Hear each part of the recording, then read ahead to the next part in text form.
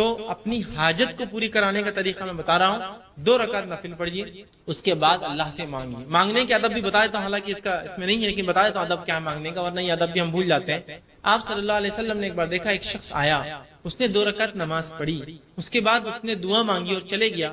آپ نے کہا اس کی قبول نہیں ہوئی. پھر ایک شخص آیا، 2 رکعت نماز پڑھی، اس کے بعد اللہ کی حمد و ثنا کی، اللہ کے رسول پر درود بھیجا اور پھر دعا کی. آپ نے کہا قبول ہو گئی. تو دعاؤں کے آداب کیا ہے؟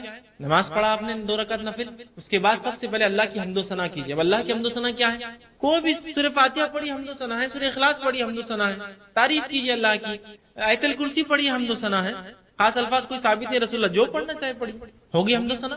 رسول پر درود کیا ہے؟ اللہم صلی علی محمد، درود ابراہیم پڑھ لیجیے. پھر کہیے اپنی دعا، اے اللہ میرا فلاں فلاں مسئلہ فلاں مسئلہ فلاں مسئلہ فلاں مسئلہ، ایسی دعا کیجیے. اور اس میں بھی یہ دعا کیا کیجیے ہمیشہ، ورنہ ایسا نہ ہو کہ ہم اپنے بد دعائیں اپنے لیے مانگے دعا سمجھ کر. اے اللہ میرے لیے خیر اور بہتر ہو، اس دین کے لیے، میرے معاش کے لیے اور میری آخرت کے لیے تو قبول کر. اس میں بھی اگر آپ جلد بازی کر دیں اللہ یہ ہونا ہی، تو کبھی کبھار دعا کی شکل میں بد دعا مانگتے اپنے لیے، تو ہم سمجھ رہے ہیں یہ بہتر ہے، کل کو پتا چلا نقصان دیتی. ایسی دعا کیجیے اللہ اگر میرے دین کے لیے، معاش کے لیے، آخرت کے لیے عافیت ہو، اچھا ہو تو نزدیک کر، مجھے اس سے نزدیک کر، یا اگر میرے دین اور معاش اور آخرت کے لیے برا ہو تو اس سے مجھے، ایسی دعا کیجیے. ورنہ کبھی کہہ رہا ہوں ہم دعائیں تو مانگتے اللہ کو، لیکن درحقیقت تو بد دعائیں رہتی اپنے لیے. ہم کو تو نہیں معلوم ہے اچھا ہے برا ہے، بس مانگ رہے یہی چھوڑا.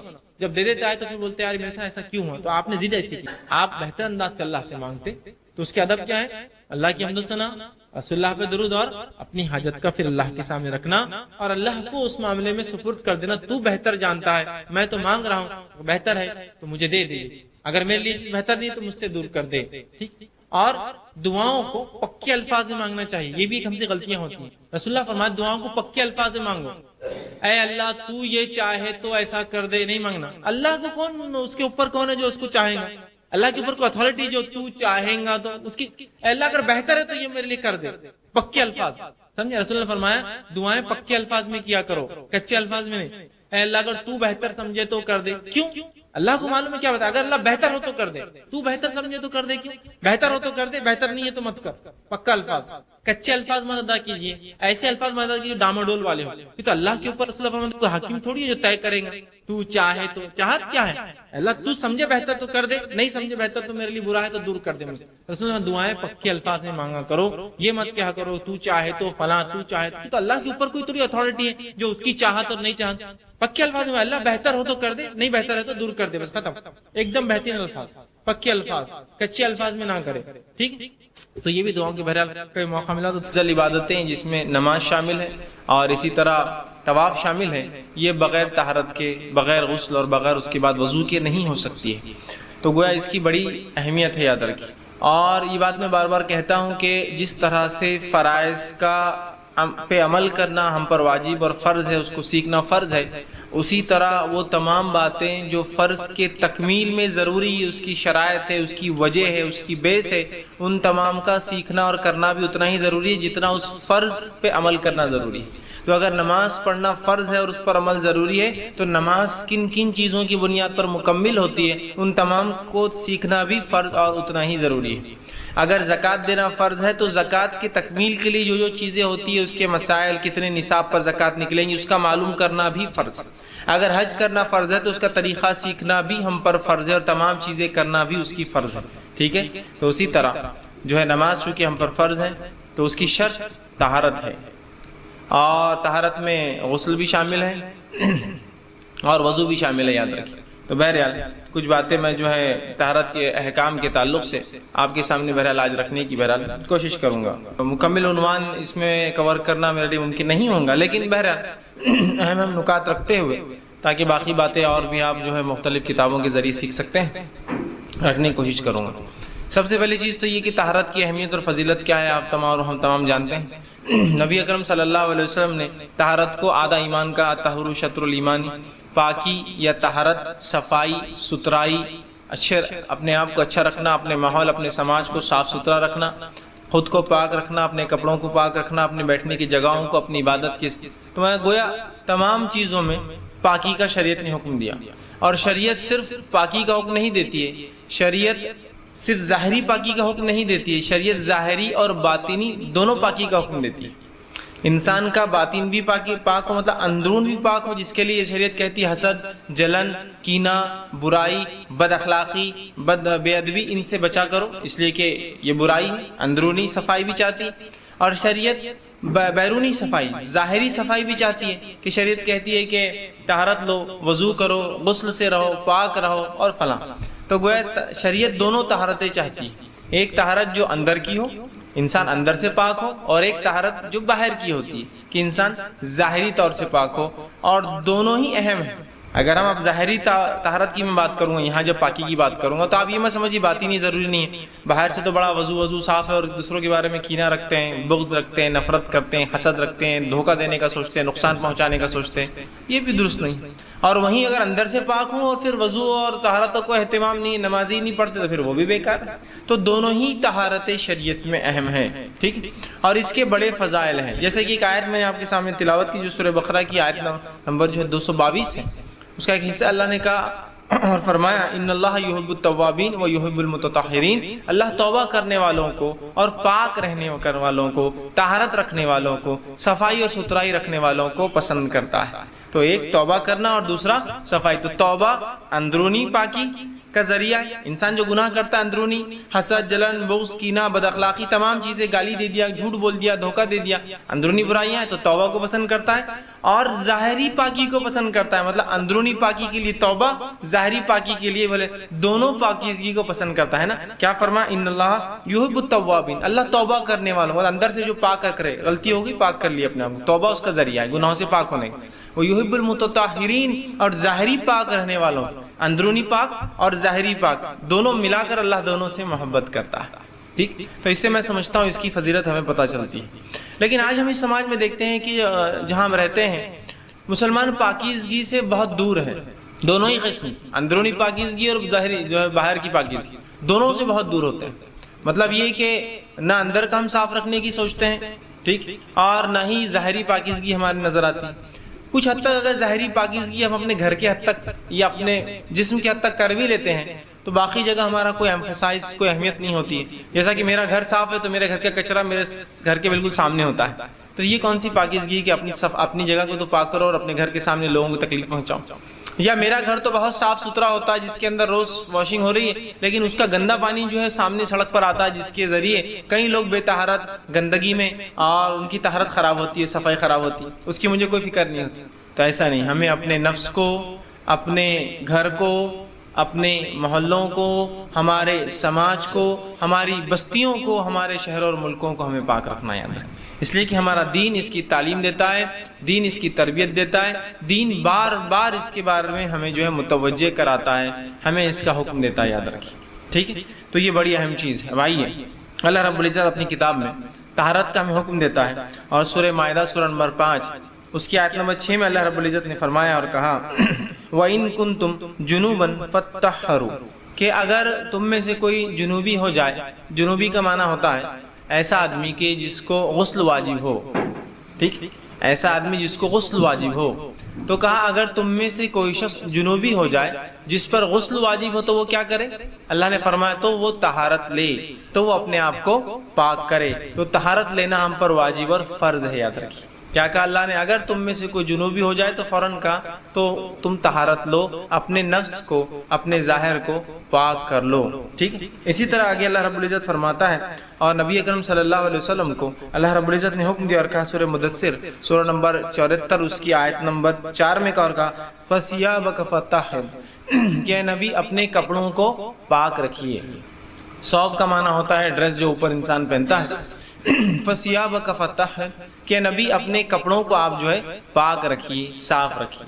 پہلی آیت میں جنابت کے تعلق سے کہا اگر جنوبی ہو تو پاک کر لو، دوسری آیت جو ہے کپڑوں کے تعلق سے، مطلب جہاں جنابت کی وجہ سے ہمارا غسل وہ ہوتا ہے اس سے بھی ہم پاک ہو جائیں گے، اور اس کے علاوہ جو کپڑے لباس ہم پہنتے ہیں وہ لباس بھی ہمارا پاک اور صاف ہونا، یاد رکھیے، یہ شرط ہے شریعت کے اندر، ٹھیک۔ اب اسی طرح تیسری جگہ جو آیت میں نے آپ کے سامنے تلاوت کی، اللہ رب العزت سورہ بقرہ سورہ نمبر 2 آیت 222 میں فرماتا اور کہتا ہے ان اللہ یحب التوابین و یحب المتطہرین، اللہ تعالیٰ جو ہے توبہ کرنے والوں کو، اور اسی کے ساتھ ساتھ فرمایا طہارت رکھنے والوں کو، مطلب جو ہے جو توبہ کرتے ہیں، مطلب اندرونی جو ہے برائیاں جو ہوتی ہیں اس کو پاک کرتے ہیں، اور ظاہری اعتبار سے جو ہے وضو کرتے ہیں، غسل کرتے ہیں، ان کو پسند کرتا ہے۔ اسی طرح نبی اکرم صلی اللہ علیہ وسلم فرمایا، سنن ابو داؤد کی روایت ہے، اور طہارت کے تعلق سے فرمایا کہا مفتاح الصلاۃ الطہور، کہ نماز کی چابی طہارت ہے، مطلب غسل اور پھر وضو۔ نماز کی چابی طہارت ہے، مطلب اس شخص کی صلاۃ قبول نہیں ہوتی جس کی طہارت درست نہ ہو، تو یہ اس کی شرط ہے۔ اسی طرح ایک اور روایت میں آپ صلی اللہ علیہ وسلم فرماتے ہیں اور فرمایا لا تقبل الصلاۃ بغیر الطہور، کہ اللہ تعالیٰ کسی کی نماز کو تب تک قبول نہیں کرتا جب تک کہ وہ وضو نہیں کر لیتا، مطلب جب تک کہ وہ پاک نہیں ہو جاتا اللہ اس کی نماز کو قبول نہیں کرتا۔ ٹھیک ہے، یہ صحیح مسلم کی روایت۔ اسی طرح تیسری روایت جو صحیح مسلم کی روایت، آپ نے فرمایا الطہور شطر الایمان، پاکی آدھا ایمان ہے۔ ٹھیک، تو آپ دیکھ رہے ہیں اور ہم دیکھ رہے ہیں کتنی باتیں شریعت نے پاکی کے تعلق سے بیان کی۔ اب آئیے، پاکی کے طہارت کے کیا اقسام ہیں، صفائی کے کیا اقسام ہیں؟ تو صفائی طہارت پاکی کی دو قسمیں ہیں، پہلی قسم ظاہری اور دوسری قسم اندرونی۔ یہ دونوں ہی قسم ہمیں یاد رکھی، شریعت یہ دونوں چاہتی ہے، ہم اندرونی پاک ہو اور ظاہری پاک ہو۔ ظاہری پاکیزگی کیا ہو سکتی ہے کہ ہم غسل سے رہیں، بلا وجہ غسل میں تاخیر نہ کریں، ٹھیک، سہولت ہوتے ہی کر لے، یہ نہیں کہ ابھی کریں گے بعد میں کریں گے، ہو سکتا ہے موقع محل نہ ملے۔ اسی طرح جو ہے ہم باوضو رہنے کی کوشش کریں، اور نماز تو بہرحال وضو کے بغیر قبول ہی نہیں ہوتی ہے۔ اپنے کپڑوں کو ہم صاف رکھیں، ہم جہاں رہتے ہیں کھاتے پیتے ہیں اس جگہ کو صاف رکھیں، جہاں عبادتیں کرتے ہیں وہ جگہ ہماری صاف ہو، ہمارے محلے ہماری بستی اور ہمارے شہر جو ہے یہ صاف، یہ وہ ظاہری طہارت۔ اور اندرونی طہارت میں مراد حسد، کینہ، بغض، تکبر، برائی، گالی دینا، بری باتیں دوسروں کے بارے میں خیال رکھنا، اسی طرح جو ہے برے قبیح جو ہے افکار جس کو کہیں گے، سوچ بھی رکھنا یا ایسے خیالات بھی لانا، ان سے بھی ہمیں اپنے آپ کو کیا کرنا پڑے گا، پاک کرنا پڑے گا۔ تو طہارت کی شریعت میں دو قسمیں ہیں، ایک طہارت جو ظاہری ہوتی ہے اور ایک طہارت جو اندرونی ہوتی ہے، دونوں کی اپنی اہمیت ہے۔ اندرونی طہارت خراب ہو جائے تو توبہ اس کا ذریعہ ہے صاف کرنے کا، برائی دل میں تھی کچھ تھا توبہ کر لیجئے۔ ظاہری طہارت خراب ہو تو پھر غسل اور وضو اس کے لیے دو چیزیں مہیا ہے ہمارے پاس۔ ٹھیک، اب آئیے طہارت کن چیزوں سے حاصل ہوتی ہے؟ طہارت حاصل کرنے کو، پاکی حاصل کرنے کو، اور اب میں ظاہری، میرا جو اب پورا عنوان رہے گا ظاہری پاکی پر ہے۔ اب جو طہارت حاصل کرنا ہے ہم کو، تو وہ کن کن چیزوں سے طہارت ہو سکتی ہے؟ تو طہارت جو ہے، پاکی جو ہے، صفائی اور ستھرائی جو ہے، شریعت میں ہم دو چیزوں سے حاصل کر سکتے ہیں، پہلا پانی اور دوسرا پاک مٹی۔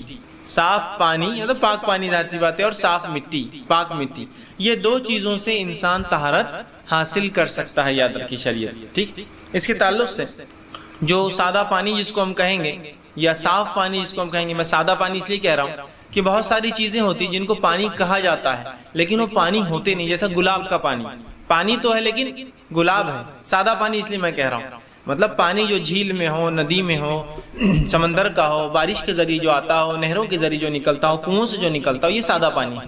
اس میں کچھ ملاوٹ ہو جائے تو پھر وہ پانی تو ہوتا ہے لیکن اس کے ساتھ آپ گلاب کا پانی، عطر کا پانی، مطلب کوئی چیز لگ جاتی ہے، سادہ پانی ہونا ایک، اور دوسرا مٹی سے طہارت حاصل ہوتی ہے۔ پانی کے تعلق سے اللہ رب العزت اپنی قرآن میں فرماتا ہے اور کہتا ہے وَأَنزَلْنَا مِنَ السَّمَاءِ مَاءً طَهُورًا، سورہ فرقان سورہ نمبر 25 آیت نمبر 48 میں فرمایا کہ ہم نے آسمان سے پانی کو اتارا جو پاک ہوتا ہے۔ اب آسمان سے اترا ہوا پانی جھیل، ندی، نالے جس کو کہیں گے کنویں اور نہریں اور جھیلوں میں اور سمندر، بہرحال ان تمام جگہ آپ کو مل سکتا ہے۔ اس پانی سے چونکہ یہ پاک ہے، یہ ہمیں طہارت دے سکتا ہے، یہ ہمیں پاک کر سکتا ہے، یاد رکھیے۔ ٹھیک، تو پہلی چیز پانی جس سے ہم طہارت حاصل کر سکتے ہیں۔ اسی طرح نبی اکرم صلی اللہ علیہ وسلم فرماتے ہیں، اور بحقی کی جو ہے روایت آپ نے فرمایا پانی پاک کرنے والا ہے، الا یہ کہ اس میں اس کا بو، ذائقہ اور رنگ کسی بری چیز کی وجہ سے بدل جائے۔ پانی پاک ہے، پاک کرنے والا ہے، سوائے اس کے کہ اس کا رنگ، بو، اور آگے فرماتے ہیں اس کی بو، ذائقہ یا رنگ کسی چیز کے ملاوٹ سے، گندی چیز کی ملاوٹ سے بدل جائے تو تب اس سے وضو یا طہارت حاصل نہیں ہوں گی۔ ایسا پانی جس کا رنگ مکمل بدل جائے، جو پانی کہلانے لائق نہ ہو، بو تبدیل ہو جائے، مطلب پانی عموماً کوئی بو نہیں دیتا، ایسی تبدیلی آئے جو غیر فطری ہو، جیسا پانی میں گھاس آنے سے ایک بو ہوتی ہے لیکن اس سے کوئی فرق نہیں پڑتا ہے، غیر فطری اتنی کوئی چیز مل جائے کہ اس کی خوشبو تبدیل ہو گئی، ٹھیک ہے، اسی طرح جو ہے اس کا جو ہے ذائقہ اگر تبدیل ہو جائے، ذائقہ تبدیل مطلب کوئی چیز کی ملاوٹ ایسی ہو جائے کہ اب وہ پانی کہلانے لائق نہیں ہے، آپ بول سکتے پانی لیکن گندا پانی، گندگی زیادہ ہے اس لیے گندے کا لفظ ساتھ اٹیچ ہو گیا اس، تو پھر ایسی تین اگر چیزیں بدل جائے تو پھر پانی پانی نہیں رہیں گا اور اس سے طہارت جو ہے نہیں حاصل ہو سکتی، ٹھیک ہے، لیکن کیا ہے رنگ بو۔ اور ایک بات یاد رکھ لیجیے، پانی کو جو ہے جس کی تعداد مقدار بڑی ہو اس کو کوئی گندگی ناپاک نہیں کر سکتی، یہ بات بھی یاد رکھیے، ٹھیک ہے، انشاءاللہ تفصیلات آگے آئیں گی۔ جیسا کہ آپ ایک جھیل کے کنارے گئے، جس جھیل میں بھینسیں بھی نہ رہی ہے، انسان بھی نہ رہے، کتے بلی بھی اس میں ہیں اور لاشیں بھی پڑی ہے چڑیاؤں کی، کتے بلیوں کی غلاظت بھی دکھ رہی ہے، لیکن چونکہ وہ جھیل ہے اس میں پانی کی تعداد بہت زیادہ ہے جس کے بنیاد پر وہ پانی خراب نہیں کہلائیں گا۔ آپ صلی اللہ علیہ وسلم فرمایا خلتین سے زیادہ اگر پانی ہو تو اس کو کوئی ناپاک نہیں کر سکتی، سوائے اسی کی ناپاکی زیادہ اور پانی کم ہو جائے، ٹھیک ہے۔ خلتین کا معنی ہے ایک قلہ جو ہوتا تھا نبی اکرم صلی اللہ علیہ وسلم کے زمانے میں، ایک ڈرم ہوتا تھا، رنجن ہوتا تھا جس کو قلہ کہتے تھے عربی میں، اور ایک قلے کے اندر 275 لیٹر پانی آتا تھا، تو آپ نے فرمایا خلتین مطلب دو قلے، مطلب 275 جمع 275 550 لیٹر سے زیادہ اگر پانی ہو جائے تو کوئی چیز اس کو ناپاک نہیں کر سکتی۔ اب بہت لوگ سوال کرتے پانی میں چپلک گر گئی مر گئی تو، لیکن اگر خلتین سے زیادہ ہے ناپاک نہیں ہوتا، 550 لیٹر سے زیادہ ہے پانی ناپاک نہیں، اس لیے کہ یہ پانی کی وہ کوانٹٹی ہے 550 لیٹر جس کے اندر کوئی چھوٹی موٹی چیز اشیاء گر جائے تو اس سے پورا پانی خراب نہیں ہوتا، چونکہ وہ ڈائلیوٹ ہو جاتی ہے، وہ چیز سمجھ رہے بات کو، وہ ڈائلیوٹ ہو جاتی ہے اس کی غلاظت، ٹھیک ہے۔ تو بہرحال قلتین سے زیادہ پانی ہو تو آپ جیسا جھیل کے کنارے آپ اب بھینسیں تو آپ بولتے نہیں بھائی تو بھینسیں میں وضو نہیں کر سکتا، اب جھیل میں تو میں سمجھتا ہوں قلہ تو کوئی بات ہی نہیں ہے، اتنا زیادہ پانی ہوتا ہے کہ مطلب جس کو کہیں گے thousands and millions of litre ہوتا ہے، تو وہاں کیا آپ ناپاکی کا مسئلہ، ہاں ظاہری جو ہے اس کو ہٹا دیجئے تو اس کے آگے والے حصے میں آپ اپنا وضو کیجئے، جا کر غسل کی ضرورت ہے غسل کی، ٹھیک۔ تو پانی جو ہے پاک کرنے والا ہے سوائے اس کے کہ اس کی بو، رنگ اور جو ہے اس کا ذائقہ کوئی چیز بدل دے، ٹھیک، مطلب اب خلتین پانی ہے اور اتنی ہی کوانٹٹی میں غلاظت مل گئی جس سے اس کے رنگ بو بدل گیا تو پھر ضرورت نہیں اس کو استعمال کی، ہوتا ہے نا کبھی ایسا، ٹھیک۔ اب اسی طرح دوسری چیز جس سے ہم پاکی حاصل کر سکتے ہیں وہ چیز ہے پاک مٹی، پاک مٹی، ٹھیک ہے، اور پاک مٹی سے مراد یہاں دھول ہے، یاد رکھیے دھول ہے، مٹی یا وہ چیز جو گیلی نہ ہو، کیونکہ جب گیلی ہو جائیں گی تو کیچڑ ہو جائیں گا، مٹی نہیں کہلائیں گی وہ چیز، ٹھیک ہے۔ پاک مٹی کا قصد کرو، اور اللہ رب العزت نے اس تعلق سے نبی اکرم صلی اللہ علیہ وسلم فرماتے ہیں، مسند احمد کی روایت، زمین میرے لیے سجدہ گاہ اور پاک کرنے والی بنائی گئی ہے، زمین اس امت کے لیے سجدہ گاہ اور پاک کرنے والی چیز بنائی گئی ہے۔ اور اس بات کے تعلق سے رسول اللہ نے ایک دوسری روایت میں فرمایا کہ دو چیزیں ایسی جو مجھے دی گئی یا اس امت کو دی گئی جو پچھلی امتوں میں نہیں تھی، ٹھیک ہے۔ پہلی چیز یہ کہ میرے امت کے لیے مٹی کو باعث طہارت بنا دیا گیا، پچھلی امتوں میں کچھ بھی ہو جائے آپ کو وضو فرض تھا، پانی کے ذریعے غسل اور وضو کرنا فرض تھا، مٹی کا نہیں تھا۔ اور دوسری چیز جو میری امت کو دی گئی جو پچھلی امتوں میں نہیں تھی وہ یہ تھی کہ میری امت کے لیے ساری زمین سجدہ گاہ بنائی گئی، اور پچھلی امتوں کے لیے ایک مخصوص مقام اللہ طے کرتا تھا اور وہیں آ کے نماز پڑھنا پڑتی تھی، ساری زمین۔ ایک تیسری روایت آپ نے فرمایا کہ بیت الخلاء اور قبرستانوں کو چھوڑ کر ہر جگہ جو ہے نماز ہو سکتی ہے، ورنہ پوری زمین بولے تو آپ قبرستان میں بھی کھڑے ہو جائیں گے جا کر، نہیں، بیت الخلاء اور قبرستان چھوڑ کر باقی تمام جگہوں پر آپ نماز ادا کر سکتے ہیں۔ تو یہ دو فضیلتیں اس امت کو دی گئی جو پچھلی امتوں میں نہیں تھی، کہ ایک مٹی کو ذریعہ طہارت بنایا گیا اور دوسرا پوری زمین سجدہ گاہ ہمارے لیے بنا دی گئی کہ جہاں مسلمان کو وقت نماز ہو صلاۃ کھڑے ہو جائے بس نماز پڑھ لے وضو کر کے۔ دوسرا اللہ رب العزت قرآن میں فرماتا ہے سورہ نساء سورہ نمبر 4 آیت نمبر اس کی 43 میں، اور فرمایا فَلَمْ تَجِدُوا مَاءً فَتَيَمَّمُوا صَعِيدًا طَيِّبًا، اگر تم میں سے کوئی شخص اپنے بیویوں سے ملا ہو، رفع حاجت پیشاب پیخانے کو جا کر آیا ہو، اور اس کے بعد اللہ فرماتا ہے فَلَمْ تَجِدُوا مَاءً، پھر تم کو پانی نہ ملے تو پھر کیا کرو، فَتَيَمَّمُوا صَعِيدًا طَيِّبًا، تو پھر تم پاک مٹی کا قصد کرو۔ صعیداً طیباً کا لفظ یاد رکھیں، اور پاک مٹی وہی ہوتی ہے جو سوکھی ہوتی ہے، گیلی مٹی پر شک ہے کہ کس چیز کی وجہ سے وہ گیلی ہوئی، ٹھیک ہے، تو پاک مٹی سے مراد سوکھی ہوئی مٹی، اور مٹی ہو یاد رکھیں، آپ پتھر پر ہاتھ مار لیں گے، آپ ریت پر ہاتھ مار لیں گے، ٹھیک ہے، اور سب سے بہترین ذریعہ ہے آپ سوکھی مٹی لائے، سوکھی مٹی پاکی ہوتی کبھی بھی، چھان لے، جو مٹی نکلی وہ بہترین ہو جائیں گے، یا کچھ نہ ہو تو گھروں میں دھول جمع ہوتی جس جگہ دھول پر آپ کو ہاتھ مارنا پڑیں گا اس لیے کہ وہاں مٹی ہوتی ہے. ٹھیک ہے, مٹی پر ہاتھ مارنا انشاءاللہ طریقہ آگے لوں گا میں, غسل کا, وضو کا اور تیمم کا, اس میں تفصیلات آئیں گی. لیکن طہارت دو چیزوں سے اس امت کو حاصل ہوتی ہے, پہلا پانی سے, ٹھیک ہے, اور دوسرا پاک مٹی سے. پاک پانی, سادہ پانی, پاک مٹی سے ہمارا جو ہے تیمم ہوتا ہے. کیچڑ پہ یاد رکھیے اعتماد نہیں کر سکتے ہم, اس لیے کہ وہ گیلا ہوتا ہے. اسی طرح تیمم کے تعلق سے جو لوگوں کو شک ہوتا ہے کہ جیسا آپ مثال کے طور پر نماز کا وقت ہوا, پانی نہیں ملا, تیمم کے لیے آپ گئے, آپ نے تیمم کر لیا, آپ تیمم کر کے آ گئے, نماز وہ ہو گئی, اس کے بعد آپ کو پانی میسر آ گیا, تو لوگ سمجھتے ہیں یار پچھلی نماز نہیں ہوگی اپنی, اب پھر سے نماز کے لیے چلو وضو کر لو, تیمم کر لو. دیکھیے ایسا نہیں ہے, جو عبادت جس حالت میں ہو گئی وہ ہو گئی. مثال کے طور پر کل تک میں زکوٰۃ کا لائق نہیں تھا, میرا نصاب کو مال نہیں پہنچتا تھا, اب یہ سال پہنچا تو کیا میں پچھلے سال کا بھی ارادہ کر لوں کہ نہیں پچھلا بھی دے دیتا یار کچھ نکال کے, ضرورت ہی نہیں ہے اس کی. آپ تب جس حالت میں تھے اس حالت کو شریعت کاؤنٹ کرتی ہے آپ.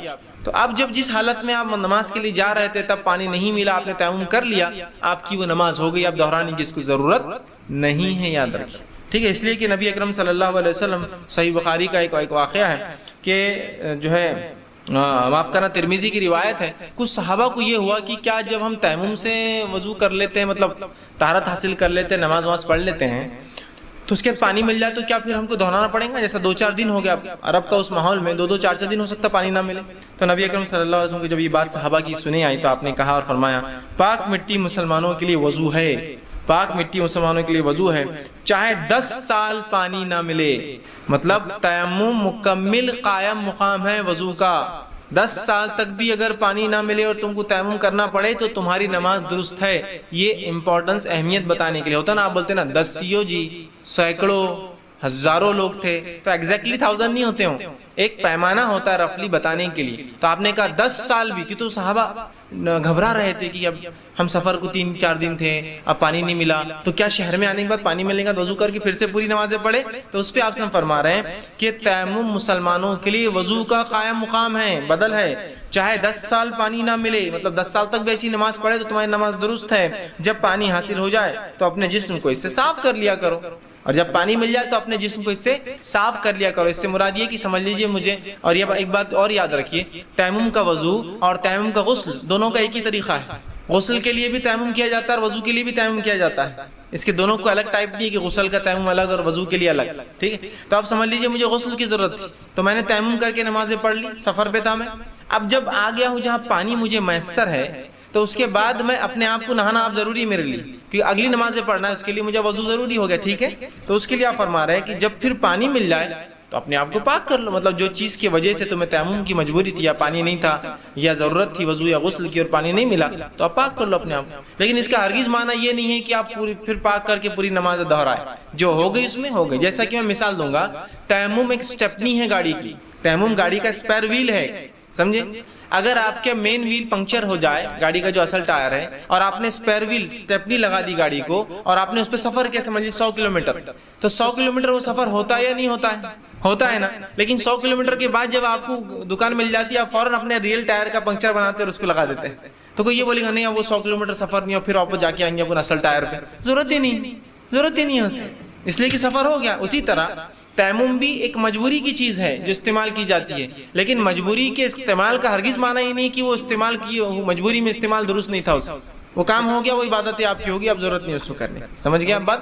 اور تیمم جو ہے انشاءاللہ مسائل آئیں گے, یہ ضروری نہیں کہ پانی کی غیر موجودگی میں ہی ہو, یہ بیمار کے لیے پانی کی موجودگی میں بھی جو ہے وجہ بن سکتا ہے. بیمار انسان پانی شاید ڈاکٹر نے کہا لگا نہیں سکتے, یا پانی لگانے سے خدشہ ہے کہ جان چلی جائے, زخم بڑھ جائے, جس سے اور بھاری نقصان مالی اور جانی ہو, تو بہرحال ہو سکتا ہے اس میں بھی آپ تیمم کریں. پانی تو ہے, جسم ساتھ نہیں دیتا, پانی تو ہے, صحت ساتھ نہیں دیتی, تو کیا کریں گا. ٹھیک, اسی تعلق سے ایک واقعہ آتا ہے کہ عمرو بن عاص رضی اللہ عنہ, سخت ٹھنڈی تھی اور ایسی جاڑے کی رات تھی اور آپ بیمار تھے کہ اگر غسل کرتے اور غسل کی ضرورت تھی آپ کو, تو امکان تھا کہ آپ کو ڈر تھا کہ مر جاؤں گا.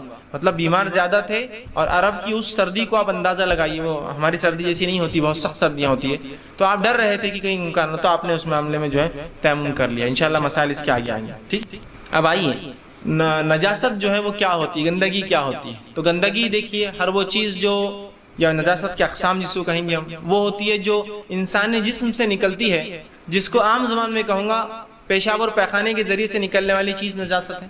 یا آپ کو ناپاک کر دیتی ہے. دونوں باتیں ہوتی ہیں. کچھ چیزوں کا نکلنا یا وہ چیز خود بذات ناپاک ہوتی ہے، اور کچھ چیزوں سے نکلنے سے جسم ناپاک ہوتا ہے. پورے اس کو آپ نہیں کہہ سکتے کہ وہ ناپاک ہے. سمجھ رہا؟ تو پیشاب اور پیخانے کے ذریعے سے کوئی چیز نکل جائے یہ ناپاکی ہے. اسی طرح خون اور پیپ کا جسم سے نکلنا یہ ناپاکی ہے. ٹھیک. اسی طرح جو ہے حرام جانوروں کے پیشاب پیخانہ یہ ناپاکی ہے. حرام جانوروں کا گوبر یا لیت جو سوکھا ہوا بھی ہو یہ ناپاکی ہے. ان کی جلد، ان کے جسم سے نکلی ہوئی چمڑیاں وہ ناپاک ہے. ہاں حلال جانوروں کی جلدیں جن کو رنگت دے دی جاتی، صاف کیا جاتا ہے، وہ تو حلال استعمال. لیکن حرام جانور تو یہ تمام چیزیں ہم کہہ سکتے ہیں یہ پلید ہے اور ناپاکی ہے. تو ان کے نکلنے سے ہمارے لیے اس کو دھونا، صاف کرنا واجب ہو جاتا ہے. سمجھ رہے آپ بات کو کہ خون نکل گیا، پیپ نکل رہا ہے تو ناپاکی. اب آپ کے لیے طہارت مطلب اس کو صاف کرنا. میں یہ نہیں کہہ رہا وضو غسل ٹوٹتا ہے نہیں ٹوٹتا، وہ ایک الگ مسئلہ ہے، لیکن وہ ناپاکی ہے، اس کو ضائع کرنا پڑے گا. حرام جانوروں کی پیشاب یا پیخانہ جسم پہ لگ جائے اب آپ کو صاف کرنا ہوگا، اس لیے کہ وہ ناپاکی ہے. سمجھ رہا؟ یا شرمگاہ سے دونوں طرف سے کچھ نکل جائے تو ناپاکی. اب اس کو آپ کو صاف کرنا ہوگا. کچھ کے نکلنے سے غسل ٹوٹتا ہے اور کچھ کے نکلنے سے صرف وضو ٹوٹتا ہے. ٹھیک. تو یہ ناپاکیاں ہیں. ٹھیک. تو یہ تمام چیزیں ناپاکی میں شمار ہو سکتی ہیں. اسی طرح اب جب طہارت کی ہم بات کر رہے ہیں تو اب رفع حاجت، پیشاب یا پیخانے کو جانے کی کچھ مسائل بھی ہم دیکھ لیتے ہیں، کچھ باتیں، تاکہ وہاں بھی طہارت کرنا ہے. تو طہارت کن چیزوں سے ٹوٹتی ہے اور پھر اس کو کیسے کیا جاتا ہے. میں دونوں باتیں رہوں. جیسے میں نے وضو کی بات کی تو وضو ٹوٹنے کے بعد کب ٹوٹتے ہیں؟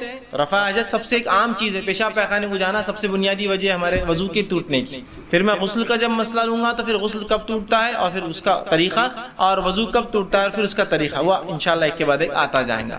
تو اب نجاست کو زائل، نجاست کو نکالنے کے لیے جو ہے رفع حاجت ہمارے لیے ضرورت پڑتی ہے. جسم سے پیشاب پیخانہ جو نکلتا ہے یہ ہمارے جسم کی صحت کی تندرستی کے لیے ضروری بھی ہے، لیکن اس کے نکلنے سے انسان کا وضو ٹوٹ جاتا ہے. تب ان کے کیا ادب ہے اور ان میں کیسی طہارت لی جائے، اس کے بعد غسل، اور اس کے بعد انشاءاللہ اور بھی چیزیں میں رکھوں گا آپ کے سامنے. آئیے تو سب سے پہلے ہم دیکھیں گے رفع حاجت، پیشاب یا پیخانے کو آپ کو جانا ہے، قضاء حاجت جس کو کہیں گے، تو کن باتوں کو ذہن میں رکھنا آپ کے اور میرے لیے ضروری ہے. ورنہ ان چیزوں میں ہم بڑی بد احتیاطی کرتے ہیں اور بہت ساری گندگی اور پتہ نہیں کیا کیا مسئلے، بیماریاں اور پریشانیاں یہ صرف ان چیزوں کو احتیاط نہیں کرنے سے ہوتی. معلوم، ہاتھ بغیر دھوئے کے کھانا کھا لے رہے ہیں، پیشاب پیخانے میں پانی کی کوئی تمیز نہیں ہے، نہیں ہم تو فلاں کلچر سے متاثر ہے تو کوئی کاغذ استعمال کر رہا ہے نا، کوئی فلاں چیز استعمال کر رہا ہے. پانی میں نے کیوں کہا پانی اور مٹی صرف دو چیزیں پاک کر سکتی ہے. مطلب آپ کاغذ مت لائیے بیچ میں، آپ دوسری چیزیں مت لائیے بیچ میں، اصل یہی بنیاد ہے. لیکن ہم بھائی فلاں کلچر سے متاثر ہے تو ہمارے لیے تو پانی کی ضرورت ہی نہیں ہے. ہم پانی کو بچانے کو آپ کو ضرورت نہیں ہے. اللہ جس نے اس دنیا کو بنایا اس نے کسی حکمت کے ساتھ ہی یہ تمام احکامات ہم کو اور آپ کو دیے. ٹھیک ہے. تو ہمیں ان چیزوں کی فکر کرنے کی زیادہ ضرورت نہیں جو اللہ کا ذمہ ہے. ہم وہ فکر کریں اپنے اعمال کی جو ہمارا ذمہ ہے. ٹھیک. تو بہرحال تو اس چیز کو وہ کرے. تو کیا چیزیں ہمارے ذہن میں ہو جب رفع حاجت کے لیے جائے، جب بیٹھے اور جب نکلے. 3 حصوں میں بات رکھوں گا آپ کے سامنے. جاتے وقت کی کیا احتیاط ذہن میں ہوں گی، بیٹھتے وقت کیا احتیاطیں ذہن میں ہوں گی، واپس آتے وقت کیا احتیاطیں ذہن میں ہوں گی. کچھ باتیں ہو سکتی ہے ایسا لگے کہ یار یہ تو تھوڑی بے شرمی ہے، بے شرمی نہیں ہے، یہ علم ہے اور یہ ضرورت ہے، یہ واجبات کی بات ہو رہی ہے. ٹھیک ہے. بہرحال چلیے آئیے. تو سب سے پہلی چیز کہ انسان جب رفع حاجت کو جائے، پیشاب یا پیخانے کے لیے جائے، تو انسانی نظروں سے دور جائے. نبی اکرم صلی اللہ علیہ وسلم کی تعریف سے روایت میں آتا جب آپ رفع حاجت کو جاتے تو بہت دور جاتے کہ ہم میں سے کوئی بھی آپ کو دیکھ نہیں پاتا. ایک روایت میں عبداللہ ابن مسعود رضی اللہ عنہ فرماتے ہیں میں رسول اکرم صلی اللہ علیہ وسلم کے ساتھ جب آپ بیت الخلاء کو جاتے، پیشاب یا پیخانے کی حاجت کو جاتے تو میں پانی لے جایا کرتا. میں آپ صلی اللہ علیہ وسلم کے ساتھ بہت دور جاتا. ایک مقام کے بعد رسول اللہ مجھ سے پانی لے کے میری نظروں سے بھی دور چلے جاتے. مطلب دونوں انسانی نظروں سے دور، اور پھر رسول اللہ اس شخص چونکہ وہ ساتھ چلتے آپ سے کی حفاظت کے لیے، دیکھنے کے لیے، پانی دینے کے لیے، پھر آپ سے اس سے اور دور چلے جاتے، اتنے دور کہ ہم انہیں دیکھ نہیں پاتے. ایک مرتبہ رسول اکرم صلی اللہ علیہ وسلم رفع حاجت کے لیے گئے، جیسا کہ آپ کی عادت اور سنت تھی، بہت دور نظروں سے چلے گئے، بڑی تیز آوازیں آنا شروع ہوئی. ہم سب گھبرا گئے، کیا بات ہے. کچھ لوگ دوڑتے ہوئے یہاں آ گئے کہ بھائی کیا بات ہے رسول اللہ، کہاں آوازیں آ رہی بہت. اور ہم کو ڈر ہوا کہ دشمن نے حملہ نہ کر دیا ہو، کوئی مسئلہ نہ ہو. لیکن ہمت تو کسی کی بھی نہیں ہو رہی تھی کہ آگے بڑھے، چونکہ رسول اللہ نے آواز ہم کو نہیں دی کیا ہو. اور ہم گھبراتے رہے. تھوڑی دیر بعد جب رکے تو رسول اللہ صلی اللہ علیہ وسلم آتے ہوئے دیکھے. ہم نے کہا اللہ کے رسول ہم تو بڑے گھبرا گئے تھے، کچھ آوازیں ہم نے سنی، ہم کو ڈر لگنے لگا کہ آپ کے ساتھ کچھ ہو نہ گیا ہو. تو آپ نے کہا کہ نہیں ایسا مسئلہ نہیں تھا.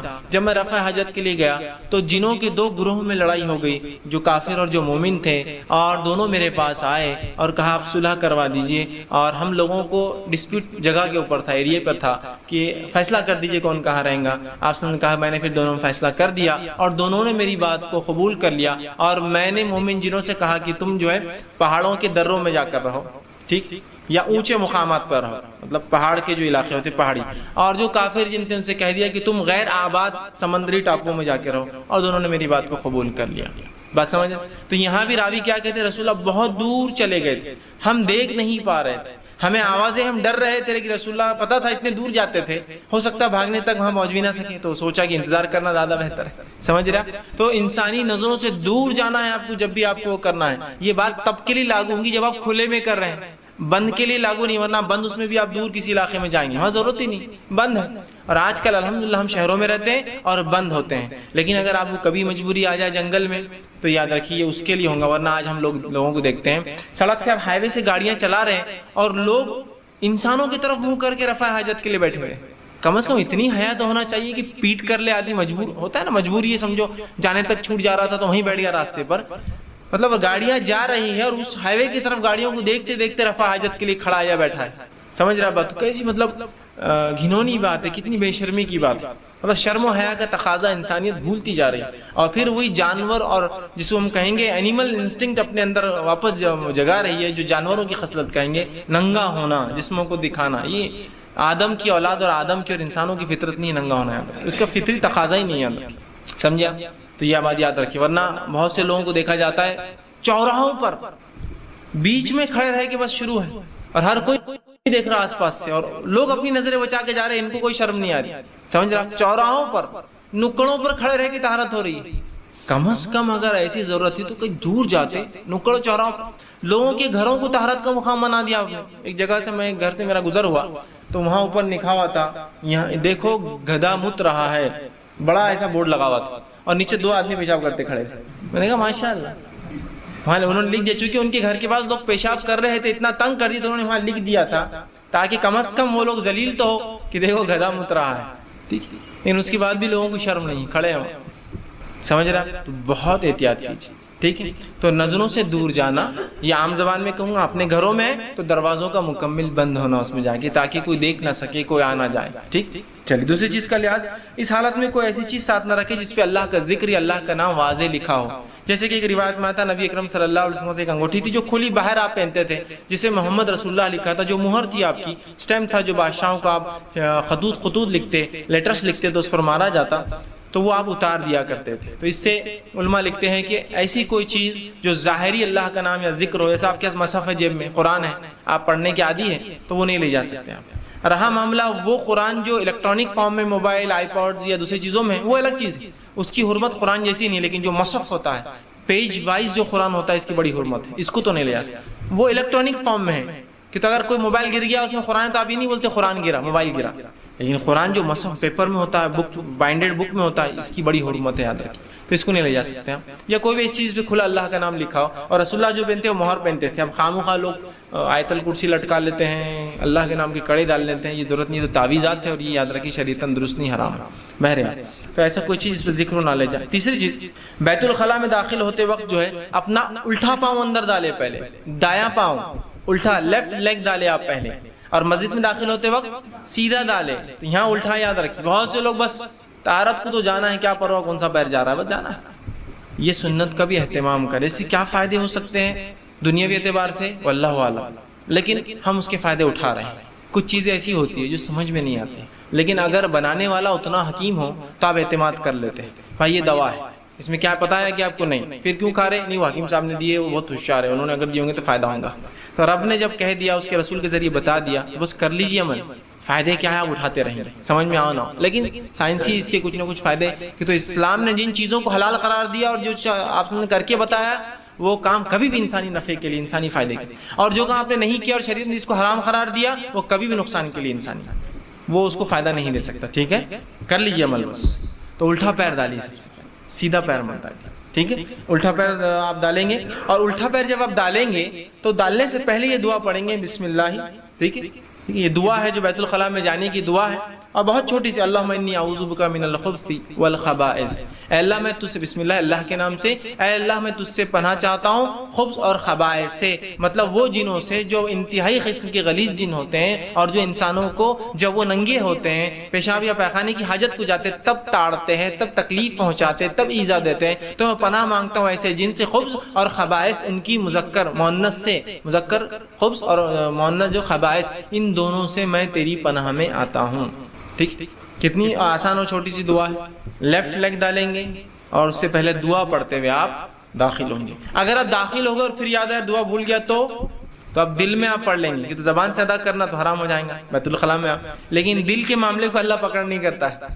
جو خیالات دل میں آتے ہیں اللہ پکڑ نہیں کرتے، لیکن اچھا خیال ہی دعا ہی آئی ہے نا، دل میں پھر کر کے ہوتا ہے۔ ویسے لوگ جا کے اور کیا کرو، دل میں آپ زبان پہ لانا تو حرام ہے آپ کے لیے، کیونکہ بیت الخلاء میں وہاں نہیں ہو سکتا، اب دل میں آپ پڑھ لیجیے، ٹھیک ہے، تو آپ دل میں پڑھیں گے اس وقت، لیکن آپ زبان سے ادا کرتے پہلے اندر جو ہے داخل ہوں گے۔ اسی طرح چوتھی چیز، زمین سے قریب ہونے سے پہلے اپنے کپڑے کو نیچے یا اوپر نہ کرے، دونوں باتیں ہو سکتی ہیں۔ کچھ جگہ کپڑے لمبے ہوتے تو اوپر کرنا پڑتا ہے بیت الخلاء کو بیٹھنے کے لیے، اور کچھ جگہ کپڑے نیچے کرنا پڑتا ہے بیت الخلاء میں بیٹھنے کے لیے، ڈیپینڈ ہے کلچر کے اعتبار سے، ماحول کے اعتبار سے کیا لوگ پہنتے ہیں۔ اگر کسی نے سوپ پہن رکھا ہو لمبا جو جھبا ہوتا ہے رب، تو وہ اوپر کریں گا، لیکن وہیں کسی نے پینٹ پہنا ہو تو نیچے کریں گا۔ تو میں دونوں باتیں کہوں گا، اوپر یا نیچے کرنے سے پہلے اتنے جھک جائے کہ اگر امکان ہو کہ کہیں سے نظریں پڑتی ہو، چونکہ کچھ جگہ سمجھ لیجیے بیت الخلاء گاؤں میں آپ چلے جائیے 4 فٹ کی دیوار ہوتی ہے بیت الخلاء، سمجھ رہے ہیں، یا 3 فٹ کی دیوار ہوتی ہے، نیچے بیٹھ جائے تو نہیں دکھیں گا، ٹھیک، یا کچھ علاقوں میں آپ جائیے بیت الخلاء کو 3 فٹ کا دروازہ رہتا ہے، ٹھیک، پھر آپ وہاں کیا کریں گے، آپ نے مجبوریاں ہوتی ہیں، اس کے علاوہ چارہ ہی نہیں آپ کے پاس، چارہ ہی نہیں، ایسی مجبوریاں آ سکتی، جیسا مثال کے طور پر آپ کسی جیل میں چلے جائیے، یا جیل میں آپ نے کبھی دیکھا ہوگا تو بیت الخلاء صرف 3 فٹ کے ہوتے دروازے، کیونکہ قیدیوں کو چھوڑا نہیں جا سکتا کسی بھی حال میں، ان کو بند نہیں، مطلب ایسا نہیں چھوڑا سکتا جہاں وہ بند ہو کر کچھ پلان کر سکتے ہیں، کچھ منصوبے کر سکتے ہیں۔ اور بیت الخلاء میں کیا کرتے ہیں، عموماً وہ نیچے کا کھود دیتے ہیں، اور اگر بڑے راستے ہو تو نکل کے بھاگ جاتے ہیں، نیچے ٹنلز ہوتے ہیں نا، پانی جس سے بہتا ہے گندا، ہمارے پاس چھوٹی نالیاں ہوتی ہیں، لیکن کچھ علاقوں میں بڑے بڑے ٹنلز ہوتے ہیں جس میں پانی سیدھا گرتا ہے، راستے انسان چل سکتے ہیں ان ڈرینیجز کے اندر، سمجھ رہا ہے بات، تو کھلا نہیں چھوڑا 3 فٹ کے ہوتے تاکہ دکھتے رہے کون اندر، مجبوریاں ہو سکتی، یا آپ نظروں سے دور تو چلے گئے لیکن کچھ عمارتیں ہیں جو دیکھ سکتے ہیں لوگ، اونچی عمارتیں، اب کتنے دور جائیں گے آدمی، کہاں تک بھاگیں گا، ٹھیک، تو پھر اس کا احتیاط ضرور ہو کہ کسی کی نظریں آپ کی شرمگاہ پہ نہیں پڑے، اس لیے کہ شرمگاہ کو چھپانا ایک مسلمان کے لیے فرض ہے، اس کا دکھانا ایک مسلمان کے لیے حرام ہے، ٹھیک ہے، تو بہرحال اتنا آپ احتیاط کریں کوئی آپ کی شرمگاہ نہ دیکھ پائے۔ اسی طرح 5ویں چیز، ٹھیک ہے، جب ہم پیشاب یا پیخانے کے لیے بیٹھیں گے اور کھلے میں اگر ہو تو ہمارا چہرہ اور پیٹھ دونوں قبلے کی طرف نہیں ہونا چاہیے۔ ہم جب بیت الخلاء کے لیے بیٹھتے ہیں تو ہمارا چہرہ اور پیٹھ دونوں قبلے کی طرف نہیں ہونا چاہیے، لیکن اگر بند ہے، جیسا آج کل ہمارے گھروں میں بند ہوتے ہیں، تو اس میں کوئی معنی نہیں، اس کا قبلہ اور اس کا کوئی اہمیت نہیں، لیکن اگر کھلے میں ہیں آپ، اوپن اسپیس میں آپ جا رہے ہیں، تو تب آپ کو یہ بات کا دھیان رکھنا ہوگا کہ میرا چہرہ اور پیٹھ قبلے کی طرف نہ ہو۔ لیکن جب آپ بند میں ہیں، جیسا آج 4 دیواری ہمارے بیت الخلاء ہوتے ہیں، تو بند بیت الخلاء میں اس کا کوئی مسئلہ نہیں انشاءاللہ، لیکن کھلے اگر ایریا میں جا رہے ہو تو اس کا ضرور احتیاط کرے کہ چہرہ اور پیٹھ دونوں جو ہے پیشاب پیخانے نہ ہو۔ نبی اکرم صلی اللہ علیہ وسلم فرماتے ہیں، صحیح بخاری اور صحیح مسلم کی متفق علیہ روایت، آپ نے فرمایا لا تستقبلوا القبلة ولا تدبروها، کہ قبلے کی طرف منہ بھی نہ کرو اور قبلے کی طرف پیٹھ دبر اپنی پیٹھ بھی نہ کرو، بغائط او بول، جب تم پیشاب یا پیخانے کو جاؤ تو نہ اپنا چہرہ نہ اپنا پیٹھ قبلے کی رخ کرو کھلے میں۔ لیکن بند میں نبی اکرم صلی اللہ علیہ وسلم کو عبداللہ ابن عمر فرماتے ہیں کہ میں نے ایک بار رسول اللہ علیہ وسلم کو دیکھا کہ آپ صلی اللہ علیہ وسلم ایک بند بیت الخلاء میں تھے، لیکن اس کو چھت نہیں تھی، اس کے اوپر چھت نہیں تھی، جس کی وجہ سے جب آپ اٹھ رہے تھے بیت الخلاء کے بعد تو اٹھتے وقت میں نے دیکھا کہ آپ کا چہرہ قبلے کی طرف تھا۔ تو اس سے پتہ چلا بند اس میں قبلے کی طرف ہونے سے کوئی حرج نہیں، لیکن کھلے اس میں قبلے کی طرف چہرہ اور منہ دونوں نہیں ہونا چاہیے۔ یہ مسئلہ ان لوگوں کے لیے زیادہ، بہت سے لوگ گھروں کے اندر وہ ہوتے ہیں اور بیت الخلاء بٹھانا ہے، بھانڈا بٹھانا WC، تو وہ بولتے ہیں اب قبلہ ہی آ رہا، ڈائریکشن ہے، جگہ نہیں ہے گھر میں، کیا کرنا، تو بند اس کے لیے یہ اصول نہیں ہے، کھلے اس میں تو بالکل آپ کو اس کی احتیاط کرنا پڑیں گے، ٹھیک۔ اسی طرح 6ٹھی چیز جو آپ یاد رکھیں گے وہ یہ ہے، اس کام کے لیے لوگوں کے راستے، سائے دار درخت یا پانی کے کسی گھاٹ یا پل یا انسانیت کے نفع بخش عمارتوں کے پاس کبھی آپ غلطی سے بھی نہ بیٹھیں، یہ بہت برا ہوگا، یاد رکھیے۔ نبی اکرم صلی اللہ علیہ وسلم نے فرمایا، اور دیکھیے اسلام کیسا دین ہے کیا پاکیزگی ہے اس کی، اس لیے کہ انسانیت کو تکلیف پہنچ سکتی ہے۔ آپ نے فرمایا اتقوا الملائن الثلاث، ڈرو 3 قسم کی ملامتوں اور لعنتوں سے۔ صحابہ نے پوچھا یہ 3 قسم کی کون سی لعنتوں سے ہم بچے جو آپ بیان کر رہے ہیں؟ اور یہ مستدرک حاکم کی روایت ہے، آپ نے فرمایا پہلا جس چیز سے تم کو بچنا ہے، جو لعنت کی پہلی قسم ہے وہ یہ ہے گھاٹ کے قریب بیت الخلاء کو بیٹھنے سے۔ گھاٹ مطلب سمجھ رہے، پانی جہاں کے لگتا ہے، ساحل ہے سمندر کا، ندی ہے، تالاب کا ہوتا ہے نا، ہر جگہ سے پانی تالاب میں لے نہیں سکتا، ایک جگہ ہوتی ہے گھاٹ بولتے ہیں اس کو، آدمی کپڑے دھوتا ہے، جانور پانی پیتے ہیں، انسان پانی بھرتے ہیں۔ گھاٹ کے کنارے قریب، درمیانے راستہ سڑک کے بیچ میں، یا سائے دار درخت کے نیچے پیشاب یا پیخانہ کرنے سے بچو، اس لیے کہ یہ تینوں عمل ملعون ہیں، لعنت والے ہیں، ہے نا۔ اور کیسی خطرناک لعنت ہوتی ہے، رسول اللہ صلی اللہ علیہ وسلم نے کتنی بہترین بات بتائی، اس سے انسانیت کو تکلیف ہو سکتی۔ دیکھیے اب کسی نے گھاٹ کے پاس پیشاب یا پیخانہ کر دیا، ایک آدمی یا عورت وہاں گھاٹ پہ آتے ہی کیا بولتے ہو؟ ارے لعنت ہے یار غلیظ آدمی پر، آپ تو چلے گئے، آپ پہ لعنتیں پہنچ رہی ہے کنٹینیو۔ لعنت کریں گے نا کوئی بھی، کسی کا جانور پھسل گیا اس پر، کوئی انسان پھسل گیا اس پر، کسی کو نقصان ہو گیا اس چیز کی وجہ سے، اس کے بعد اس کی بدبو جو 2-3 دن رہیں گی، اسے ہر آدمی آپ پہ لعنت کریں گے، یاد رکھیں۔ رسول فرما رہے ہیں ان 3 لعنت کرنے والے عمل سے بچو، اس لیے کہ ایسی لعنت ہوتی ہے، آپ تو چلے گئے، لوگ لعنت بھیجتے رہتے ہیں آپ کے اوپر، اور اس کی پتہ نہیں کتنی نقصان اور کتنی تکلیفیں انسانیت برداشت کرتی ہیں اس کی۔ ہوتا ہے گاڑیاں سکٹ ہو جاتی ہے بہت سی مرتبہ، یہ تو آج کل کے زمانے اچھے ٹائر بہت اچھی قسم کے آتے ہیں فلاں ہیں، ایک زمانہ تھا گاڑیاں روڈ سے سکٹ ہو گئی اس وجہ سے کہ لوگوں نے غلاظت سڑکوں پہ کر دی، اور اتنے زیادہ کی گاڑی ایک بار ٹریک سے نکلی تو وہ غلاظت میں جب گئی تو وہ سکٹ ہو گئی پوری۔ دیکھ رہے آپ لعنت ہے نا، ان لوگوں کو جو تکلیف پہنچی اس کے لیے معلوم لعنت والے مستحق کون ہیں۔ اگر نظروں سے دور جاتے تو کسی کو تکلیف ہوتی، نہ کوئی گھاٹ ہوتا، نہ کوئی راستہ ہوتا، نہ کوئی سائیدہ درخت ہوتا۔ اب لوگ سائیدہ درخت میں آرام کرنا چاہتے ہیں، آرام کرنے اور دیکھا کہ یہاں تو غلاظت پڑی، لعنت، لوگ لعنت بھیج رہے ہیں، تو بچیے۔ ٹھیک، اسی طرح ایک روایت میں آتا ہے نبی اکرم صلی اللہ علیہ وسلم فرمایا اور کہا کہ ایسے جو ہے درخت کے نیچے بھی لعنت بچو جو پھلدار درخت ہوتا ہے۔ پھلدار درخت کے اس لیے ہو سکتا ہے لوگ پھل کھانے آئیں اور وہ غلاظت کی وجہ سے آپ سے لعنت بھیجے، تو اندازہ لگائیے کہ کہاں کرنا ہے، کیسا کرنا ہے، کہاں جانا ہے، کیا معاملہ ہے، سب رسول اللہ صلی اللہ علیہ وسلم نے بتا دیا۔ ان چیزوں پہ عمل کرے تو انشاءاللہ ایک بہترین صاف ستھرا اور شفاف معاشرہ مسلمانوں کا بنے گا۔ آج ہم اپنے محلوں میں نکلیے، بہت سے لوگ اپنے بچوں کو نکالتے اور گھر کے سامنے بٹھا دیتے بیت الخلاء کے۔ میں یہ بات سمجھتا ہوں کہ آپ کو اللہ نے مال و دولت نہیں دی ہے، آپ کی غربت کی حالت ہے، لیکن اس حالت میں بھی کیا اتنی تمیز نہیں ہو سکتی کہ ہم بستی سے تھوڑا سا دور نکلنے کی صرف کوشش کریں؟ یہ تو کر سکتے ہیں نا بہرحال۔ اس کے بعد جو چیز ہم یاد رکھیں گے وہ یہ 8ویں چیز کی قضاء حاجت کو جب انسان جا پیشاب پیخانے کے لیے تو آپ صلی اللہ علیہ وسلم نے گفتگو کرنے سے منع کیا ہے نا۔ ہمارے پاس بہت سی بار میں نے دیکھا کہ گاؤں کے اندر خاص طور سے لوگ ہوتے ہیں، چلو جا کے آئیں گے، چلو جا کے آئیں گے، پلان کر کے ہوتا پہلے، وہ دونوں اپنا ٹائم میچ کر لیتے ہیں اور پانی لے کر چلے ہیں، اور آمنے سامنے بیٹھ کر کیا چل رہا کھیتی کا تیرے، کیا ہو رہا تیرا معاملہ، کیا تیرا یہ چل رہا میرا، آمنے سامنے یا بازو بازو بیٹھ کر بات چیت چالو، یا الٹے بیٹھتے پیٹ کو پیٹ کر کے پھر بات چیت چالو۔ آپ سب نے منع کیا اس لیے کہ اس سے بہائی پھیل سکتی ہے، بے شرمی پھیل سکتی ہے، برائیاں عام ہو سکتی ہے، انسان برائی کو برائی نہیں سمجھنا شروع کرتا ہے، وہ ایک عام معمول زندگی کا ہو جاتا ہے، تو آپ نے ان سے منع کیا۔ حدیث کے الفاظ یوں ہیں، یہ جو ہے مسند احمد کی روایت ہے، 2 آدمی قضاء حاجت کے لیے جائیں تو ایک دوسرے سے چھپ کر بیٹھے، ساتھ جانے میں کوئی اتنی راستہ ہے، احتیاط ہے، چھپ کر بیٹھے کہ ایک ادھر کہیں چھپ گیا ایک ادھر کہیں چھپ گیا، بیٹھے اور آپس میں ایک دوسرے سے باتیں نہ کریں کیونکہ اللہ ان پر ناراض ہوتا ہے۔ ٹھیک ہے، تو یہ بہت بری بات ہے۔ یہ تو بہرحال میں گاؤں کی ایک مثال دے دیا، میں نے شہروں میں یہ چیز دیکھی، بوائز ہاسٹل، اس کی گواہی تو میں دے سکتا ہوں کہ بوائز ہاسٹل میں ایک مرتبہ میرا ایک جگہ جانا ہوا، تو میں جب وہاں گیا اور ایک رات مجھے رکنا پڑا، رکنے کے بعد جب فجر کا وقت ہوا تو میں وہاں سے اٹھ کر نیچے اترنے لگا۔ جب نیچے میں اترا تو میں تھوڑا سا رک گیا اور پھر واپس چلے گیا، اس لیے کہ مجھے ایسا لگا کہ میں ابھی بھی سو رہا ہوں اور خواب میں کچھ دیکھ رہا ہوں، چونکہ جب میں وہاں سے اترا تو سامنے بیت الخلاء تھی اور 4-5 بیت الخلاء پوروں کے دروازے کھلے اور لوگ بیٹھے ہوئے اس کے اندر، تو میں جب آیا تو مجھے لگا شاید میں ابھی بھی خواب میں ہوں، میں واپس چلا گیا۔ پھر جب اوپر گیا تو وہ لوگوں کو ایسا لگا کہ یار ان کی وجہ سے میں گیا، تو سب نے دروازہ بھیڑا، سب نے دروازہ بھیڑا، کچھ نہیں بتایا، مسلمان غیر مسلم دونوں تھے اس کے اندر۔ اندازہ نہیں کیا بے حیائی کہ ہاسٹل کے دروازے کھلے بیت الخلاء کے اور کھلے بیٹھے، کہ میں اوپر سے اترا تو مجھے لگا میں ابھی خواب میں ہوں۔ فجر کے وقت میں آدمی کیا ہوتا پوری نیند جاگتا بھی نہیں، مسجد جانے تک کبھی اس کی نیند جاگتی پوری، تو مجھے لگا شاید میں غفلت میں ہوں تو واپس چلا گیا۔ میں غفلت میں نہیں، ان لوگوں کو سمجھ میں آیا، دروازہ بھیڑا تو پھر میں اتر کر گیا۔ تو مجھے تعجب ہوتا کہا ایسی سسٹم ہے. ہاسٹلس میں یہی معاملہ رہتا ہے, کوئی شرم نہیں, کوئی ہے نہیں, سب دوست تو ہے, سب ایک جیسے تو ہے, مرد تو ہے نا, سب اس میں کیا ہے. ٹھیک, اور یہی بے شرمی, بہائی اور برائی اور غلاظت کی آج جو ہے وجہ بنتی ہے, یاد رکھیے. ٹھیک, تو بات نہ کریں اور دور ایک دوسرے سے بیٹھے کر جائے. دوسری چیز اس معاملے میں کہ اب جانے کی تو جانے کا ہوا, جانے کے بعد جو ہے اب جب استنجا کریں گے یا طہارت لیں گے تو اس میں کیا کیا چیزیں آپ ذہن میں رکھیں گے. تو پہلی چیز, ہڈی یا لیت سے آپ طہارت نہیں کریں گے. ہڈی سے مراد ہڈیاں ہوتی ہیں نا, جانور جو کھانے کے بعد ہوتی ہے, اور لیت سے مراد حلال جانوروں کا سوکھا ہوا گوبر.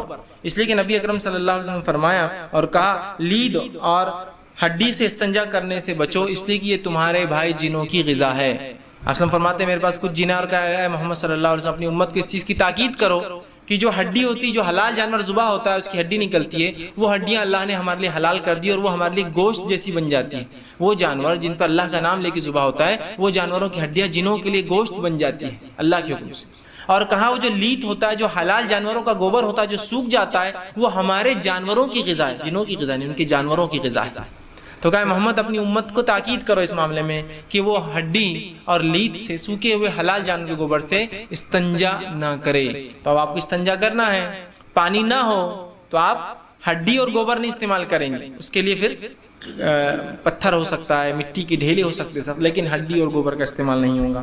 دوسری چیز, ایسی کوئی چیز استعمال نہ کرے جو کھانے میں کام آتی ہو, استعمال کی اشیاء ہو. ٹھیک, اس لیے کہ استعمال کی اشیاء اور کھانے کی چیزوں کا آپ طہارت کریں گے تو اس سے ان چیزوں کی بے حرمتی ہوں گی, اسراف اور ضائع کرنے میں آئیں گے, اور اسراف اور ضائع کرنا شریعت میں حرام ہے.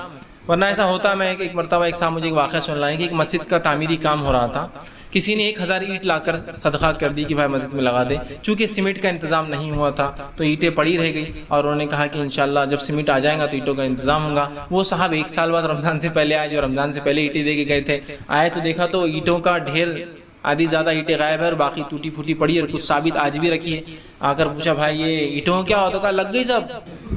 بولے کہاں لگ گئی, لگ گئی, رکو, بولے تھوڑی دیر دیکھ لو کہاں لگ گئی. بولے وہ وہاں کھڑے رہے, تھوڑی دیر بعد ایک آدمی آیا, ایک اینٹ لیا, پھوڑا اور طہارت کو لے کے چلا گیا.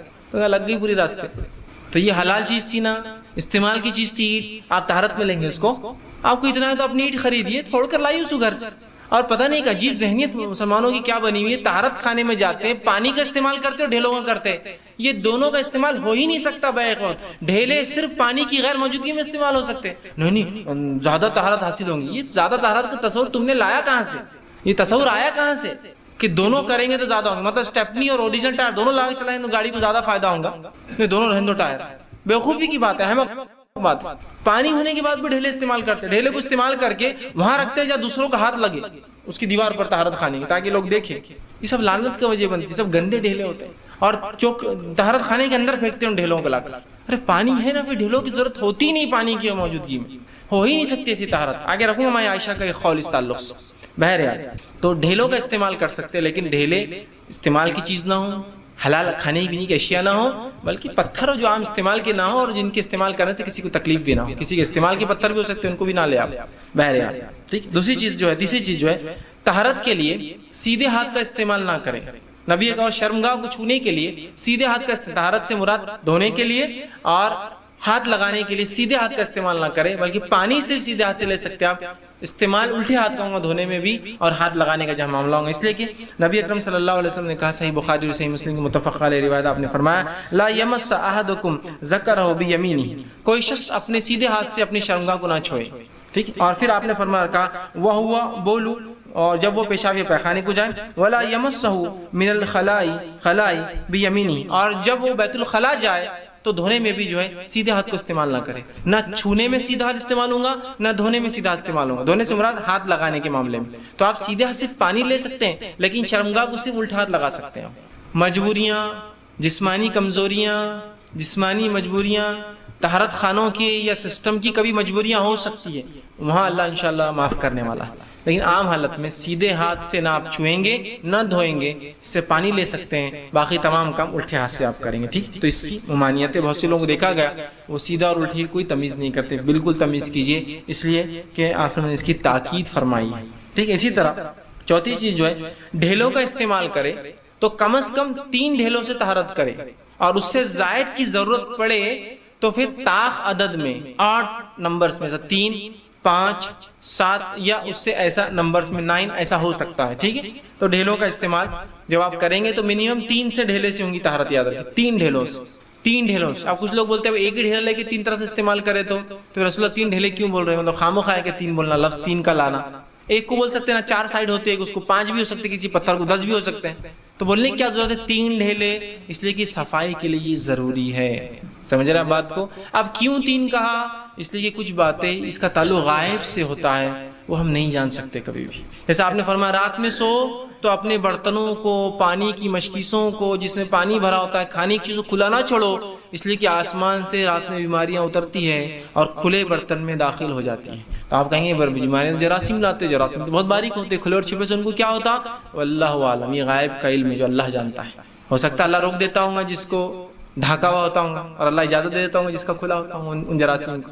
واللہ عالم، یہ غائب کا معاملہ ہے. تو کیوں 3 سے؟ واللہ عالم، یہ غائب کا معاملہ ہے، لیکن اتنا کرنا ہے ہم کو احتیاط، ٹھیک. اس لیے کہ نبی اکرم صلی اللہ علیہ وسلم صحیح مسلم کی روایت فرمایا، رسول اللہ صلی اللہ علیہ وسلم نے ہمیں منع کیا کہ پیخانے یا پیشاب کے وقت قبلے رخ منہ کرنا، یا دائیں ہاتھ سے استنجا کرنا، سیدھے ہاتھ سے مطلب دھونا یا اس کو پکڑنا، یا 3 ڈھیلوں سے کم میں استنجا کرنا. 3 سے کم میں نہیں، اس سے زیادہ لے سکتے آپ استنجا کرنا، یا لید اور ہڈی سے استنجا کرنا. ان تمام سے منع کیا گیا. 3 ڈھیلوں سے کم نہیں لینا، ہڈی اور لید سے استنجا نہیں کرنا، سیدھے ہاتھ سے نہیں چھونا، یہ سب منع کردہ، اور قبلے کی طرف منہ نہ کرنا، ٹھیک ہے. ان چیزوں سے منع ہے، روکا گیا، ٹھیک ہے. اور یہ بہت ضروری ہے، ٹھیک. تو 3 ہو ڈھیلے کم از کم. گریٹر دین اگر ضرورت ہے، غلاظت زیادہ ہے، اور پیشاب کے لیے بھی ہو سکتا ہے 3 ڈھیلے، اور پیخانے کے لیے بھی ہو سکتا ہے، اس لیے کہ آپ کو دونوں چیزیں آ سکتی، سفر پہ ہے، پانی کی کمی ہے. اب اس سے 3 سے زیادہ لینا ہے تو پھر 5 منگائیے، 5 سے زیادہ لینا تو 7 منگائیے، ٹھیک ہے. بہرحال اس سے استنجا آپ کریں، ٹھیک ہے. اس کے بعد جو ہے 5ویں چیز آپ یاد رکھیے، ڈھیلے اور پانی کے استعمال میں جو ہے آپ خلط ملط نہ کریں. پانی ہو تو ڈھیلوں کی ضرورت نہیں ہے، پانی نہ ہو تو ڈھیلے کفایت کر جائیں گے. پھر جب پانی ملے تو آپ طہارت کر کے دھو لیں. مثال کے طور پر مجھے پانی نہیں ملا جس کی وجہ سے پیشاب پیخانے کو میں بیٹھ گیا، اس کے بعد جب بھی مجھے پانی ملے گا وہاں میں آرام سے جو ہے پانی سے اس حصے کو دھو لوں گا. یاد رکھیے کیونکہ پانی مل گیا اب مجھے، اب دھو لے آپ اس کو، ٹھیک ہے. لیکن ڈھیلے اور پانی کا ایک ساتھ استعمال درست نہیں ہے. ماں عائشہ رضی اللہ عنہا فرماتی ہے، اور ترمذی کی روایت آپ نے فرمایا، اپنے خاوندوں سے کہو، عورتوں کو کہا، اپنے خاوندوں سے کہو کہ پانی کے ساتھ استنجا کرے، اس لیے کہ مجھے ان سے یہ بات پتہ چلی ہے، یا مجھے اس بات کو کہنے میں ان سے شرم آتی ہے کہ پتہ چلیے کہ یہ پانی کی موجودگی میں ڈھیلوں سے استنجا کرتے ہیں، مجھے ان سے سیدھے بات کرنے میں چونکہ شرم آتی ہے، تو تم اپنے شوہروں سے کہو جا کر. کیونکہ عموماً عورتیں شہر میں ہوتی تھی تو پانی میسر ہوتا تھا، مرد سفر پہ جاتے تھے. تو ماں عائشہ کسی نے کہا کہ مرد بہت سی مرتبہ پانی ہونے کے باوجود بھی ڈھیلوں سے استعمال کر رہے ہیں، تو آپ نے کہا مجھے ان سے شرم آتی ہے تمہارے شوہروں سے بات کرنے کو، تو لہٰذا تم عورتوں سے خطاب کر کہا اپنے شوہروں سے کہو کہ ڈھیلوں پانی کی موجودگی میں ڈھیلے استعمال نہ کرے، ہے نا. اور ماں عائشہ کا یہ کہنا رسول اکرم صلی اللہ علیہ وسلم کی سنت کے مطابق میں تھا. آپ سب کو آپ نے دیکھا ہوگا، آپ سب کو آپ نے سنا ہوگا، اب آپ کی بیوی تھی، زوج تھی، ہے نا. تو بہرحال آپ نے کہا کہ اپنے شوہروں کو منع کرو اس عمل سے کہ ڈھیلے پانی موجود ہے لوگ. تو میں آج کہوں گا کہ لوگ مسجد کے طہارت خانوں میں ڈھیلے بھی لاتے ہیں اور پانی بھی استعمال کرتے ہیں. سمجھنے کی بات ہے کہ تیمم پانی نہ ہونے کی شکل میں ڈھیلے، پانی نہ ہونے کی شکل میں تیمم ہے. اب کوئی آدمی کہے نہیں میں تیمم بھی کر لیتا پہلے اور پھر وضو کر لوں گا، کون سی بات ہوئی؟ ٹھیک ہے. تو بہرحال ڈھیلوں کا استعمال تب ہوگا جب پانی موجود نہ ہو. پھر پانی مل جائے تو آپ شرنگا میں پانی ڈال کے دھو لے، ہو گیا معاملہ ختم. ٹھیک. آئیے تیسری چیز، بیت الخلاء سے فارغ ہونے کے بعد کیا کریں؟ تو بیت الخلاء سے فارغ ہونے کے بعد جب آپ باہر نکلیں گے تو پہلے اپنا سیدھا پیر ڈالیں گے، کیونکہ آپ جب داخل ہوئے تھے تو الٹے پیر کے ساتھ ہوئے تھے. باہر نکلیں گے تو سیدھے پیر کے ساتھ، مسجد میں داخل ہوں گے تو سیدھے پیر کے ساتھ، واپس نکلیں گے تو الٹے پیر کے ساتھ، بیت الخلاء میں داخل ہوں گے تو الٹے پیر کے ساتھ، نکلیں گے تو سیدھے پیر کے ساتھ. تو سیدھا پیر پہلے باہر، پھر الٹا پیر پہلے باہر، دوسرا باہر نکالیں گے اس کے بعد. اور دوسری چیز یہ کریں گے ایک دعا جو آپ سے پڑھتے ہیں غفرانک کا، سب سے چھوٹی ہے غفرانک کا، جس کا معنی ہوتا ہے کہ اے اللہ جو میں تجھ سے مغفرت طلب کرتا ہوں، یا اے اللہ میرے گناہوں کو مجھ سے دور کر، یہ بھی اس کا معنی ہے. اور دوسرا ایک معنی علماء لیتے ہوئے یہ ہے کہ اللہ جیسے تو نے میرے جسم کے برائی کو، غلاظت کو مجھ سے دور کیا،